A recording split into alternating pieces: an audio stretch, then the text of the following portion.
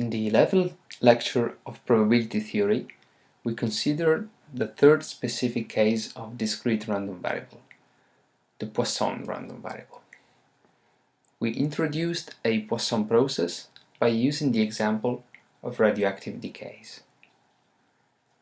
Given the Poisson random variable as the number of decays elapsed during a given experiment, we computed the probability mass function by taking the limit of a binomial probability mass function where the number of trials tends to infinity.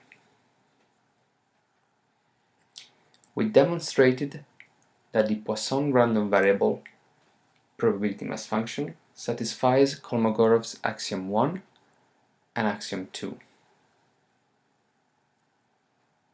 For the latter proof, we used the Maclaurin expansion of the exponential function.